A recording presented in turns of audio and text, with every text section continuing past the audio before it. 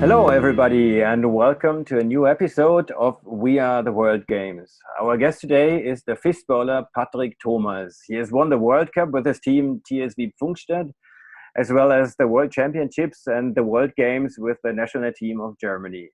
And he might be the most feared attacker in the world of fistball at the moment. So, hello and welcome, Patrick. Hello, everybody. It's nice to have you here. And as usual, for the people in the audience who are not familiar with the sports of the World Games, could you explain in 2 sentences how fistball works? Yeah, of course.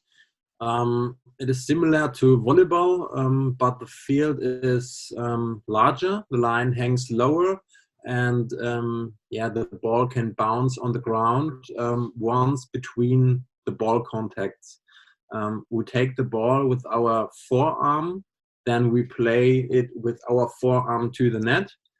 And afterwards, we punch the ball to the opposing half of the field. And to begin with, a question concerning the actual situation. So we're in the middle of May now, and sport has pretty much stopped everywhere in the world. What's the situation with fistball with the season? Did they stop it completely, or are you waiting to take it up again? We couldn't train the last weeks or months, but from this week we can train together again on the training ground. Before that, I only did some home workouts or went jogging. Yes, it was the only way to train. Okay, so before we start to talk about your career, let's have a look at a short clip about Patrick Thomas.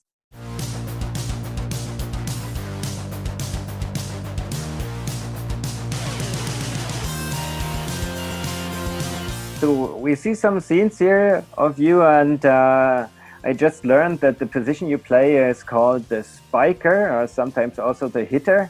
You are basically the one who finishes most plays. Is that right? Yeah, right.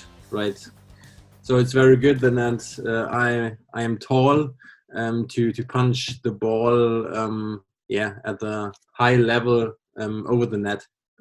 Could you tell us when and how you started playing fistball? Because it's maybe not an obvious choice for most people to start playing fistball, but it might have been for you. I played fistball my whole life, I think.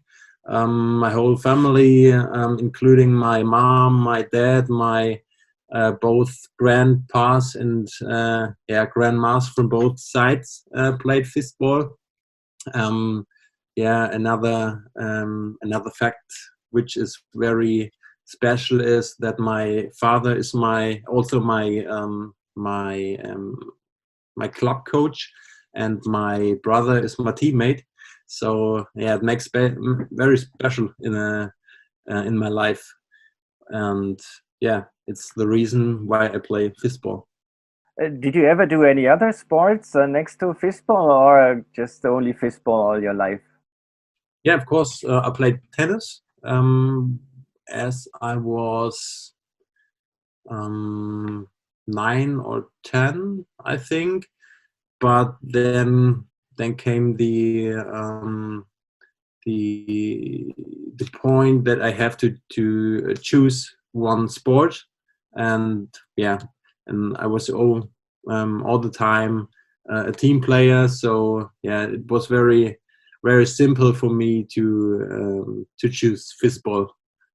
Could you tell us about the first important international experience of your career in the team of Pfungstadt as well as in the national team?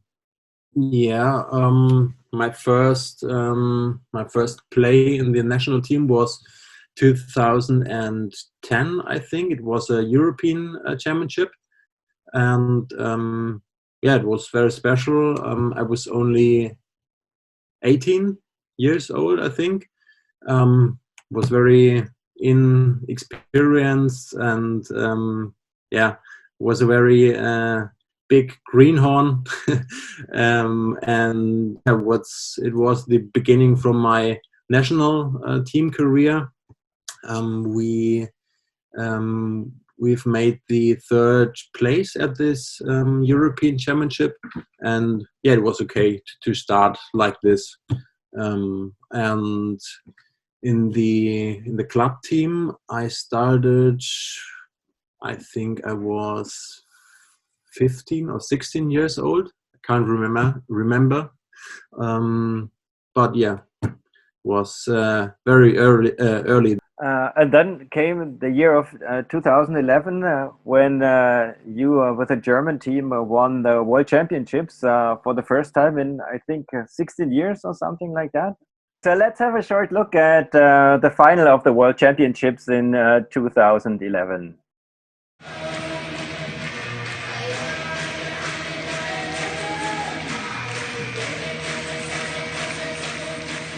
We see the Austrian fans here, and this is really a great atmosphere. It looks like a big football match. Yeah, it was very special. I was only 19 years old, had not much experience at the highest fistball level, and then it came the biggest match in my life, I think, and yeah, it was a very special and magical moment. Did you think you had a chance to win? Because I think you probably the Austrians were the favorites in this match. Honestly, yeah, not really. We when you're a sportsman, you want to win every match. However, you are the biggest greenhorn you can imagine. The Austrian team was the favorite team in this match, and we had nothing to lose. So it was easier for us to play in this final than the Austrian team. So they play at home, and everyone expected that they have to win this game and make a big party. And yes, this was our chance to surprise everyone. We'll jump from the beginning right to the end. So this is the last set and close to winning the World Championship. Here Yeah. we see it's 3-2 and 8-6 in the last set. One set goes until 11 points. So does this situation push you, or do you feel the pressure and get nervous when it's so close to winning a big title?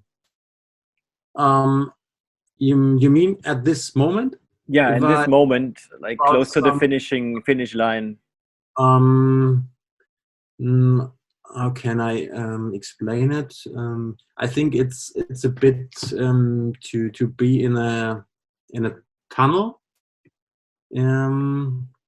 and yeah, you don't know what it's outside, and I don't really hear some spectators or something like that. So it's crazy. You can't compare it with some any moment in your everyday. So yeah, so it makes so special for sportsmen to be in this moment. And is this something you learned throughout your career to to have this this great concentration and focus in the decisive moments, or is this something you kind of had from the start? Yeah, I think this is something you will become from your mom and dad. Maybe I don't think this is so easy to learn. It comes from your character, I think. I think you are a person who can handle with this moments, or you are not this person. So it's very hard to train these pressure moments, I think. So we just here we see your final the final ball, Yeah, and yeah, must have been a great moment for you. yeah, of course. I will never forget. Everybody comes in the field, and someone cried, and yeah, it was very unforgettable. um, when I prepared for this interview and I read like about your tournaments and your matches, and you just said, okay, when you were 16 or 17, you were already in the European Championship third. So and it uh, it sounded like well, it's always going up. You know, it's a world champion, World Cup winner. And you said this might have been the greatest moment of your career. Did you have any moments that were just the opposite, you know, like terrible moments or sad moments? What do you Um, remember? yeah, of course. I think the biggest um, hole in my life with my sports career was the World Games 2017. That was, yeah, the hardest moment in my sports career. I collided with my teammate, and yeah, blew up my shoulder corner point. This is this one here. And yeah, then I had to have a surgery, and the doctor, yeah, could not give me a guarantee that I could play fistball again. Yeah, and that was the point that I have fallen in a little hole after that. And yeah, it was very tough for me and for my girlfriend as well, I think, because um, yeah, she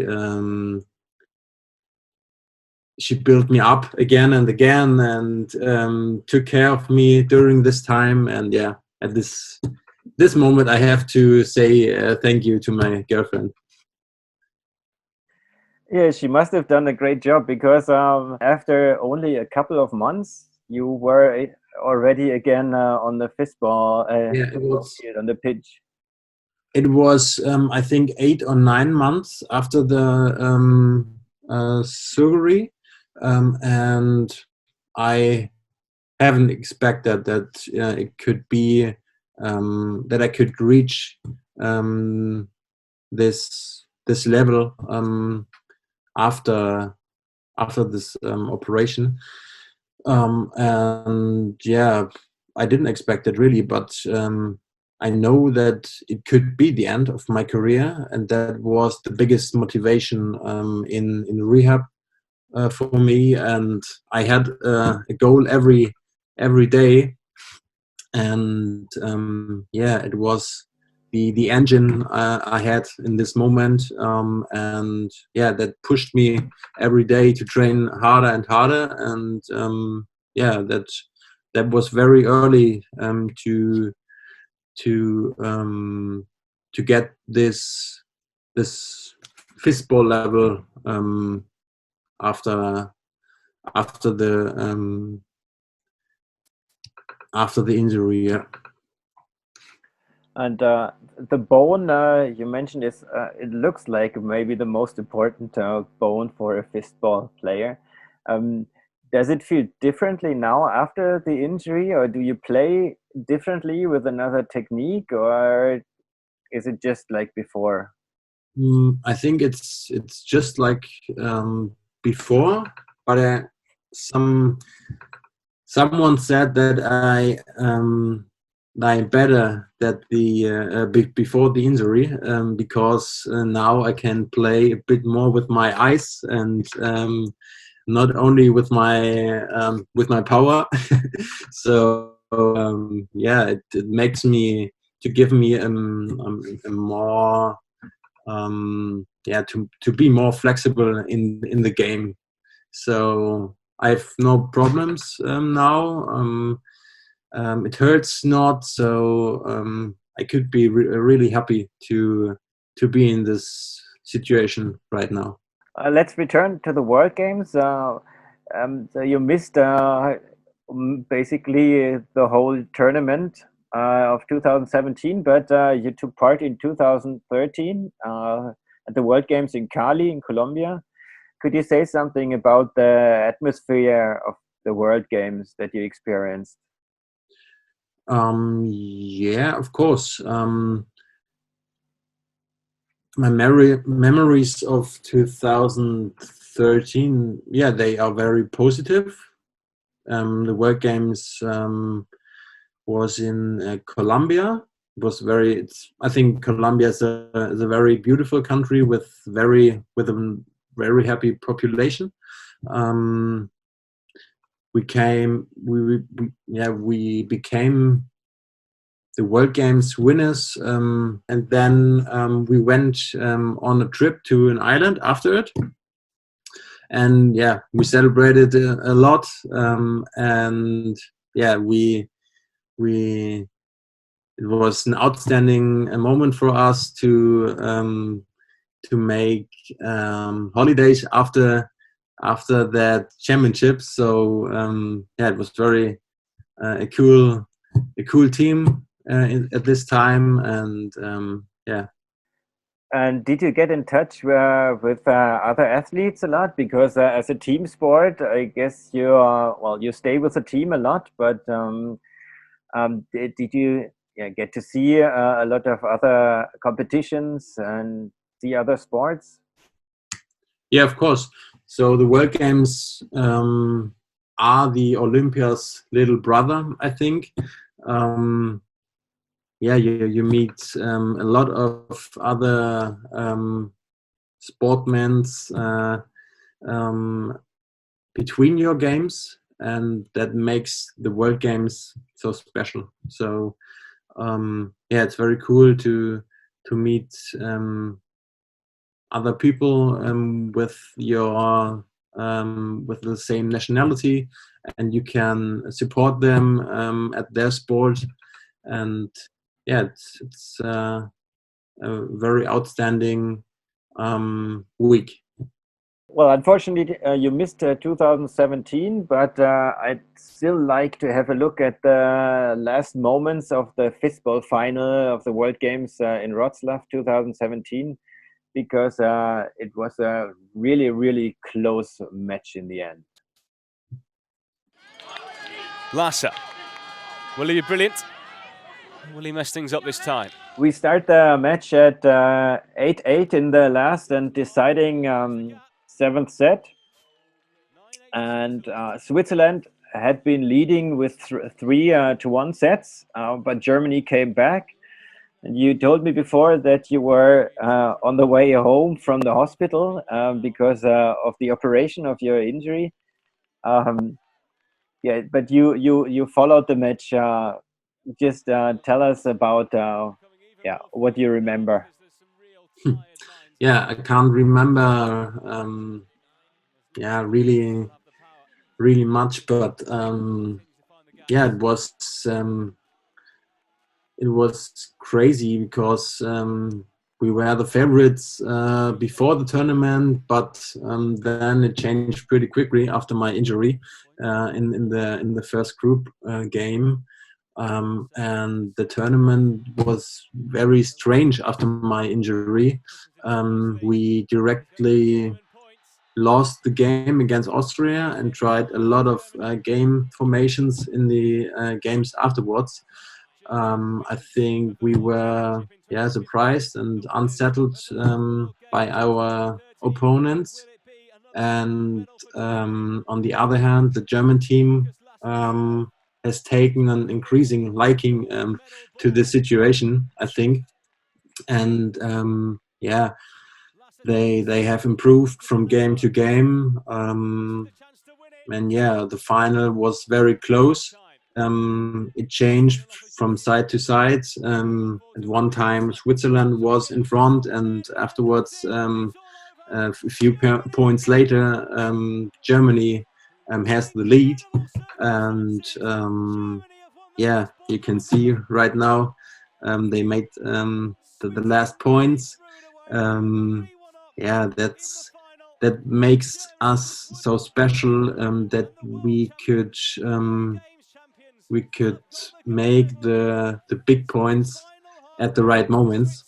And yeah, it's the big mentality that the German national team has in the last few years. You said you tried different formations. Could you explain a bit more about well, the tactics? Because for an outsider, it might look well pretty similar. Yeah, you know, you try to defend the ball in the first hit and then smash it as hard as possible in the third.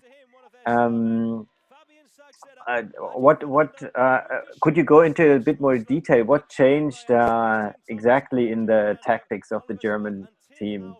So I can remember that, for example, our middle field player played at the position from our second attacker, um, and yeah, it makes it so special that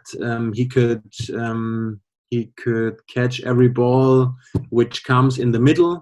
So he's very quick and have have good game analytics. So yeah, it makes it so special that he can defend the balls very good, and they can play the ball to the net to prepare it to the attacker. And yeah, it was one formation I think that was very good. And this middle field player played also not only on the second second attacker position. Um, they played also at the first attacker, and that makes it very special. So I can remember any people who could do this. I think he's the only person in our team. He could play and yeah, be successful to play in this attacking position like he could do. So, what are your next goals? COVID-19, we all hope the situation will get better everywhere in the world. Germany is on its way back to normality at the moment. But what are your goals for this year and the next years? So this year is very difficult for us because every championships are cancelled. So yeah, we only could do some trainings with our club team, and maybe 2 or 3 trainings with the national team. So yeah, it makes it a bit difficult to motivate you to the whole year.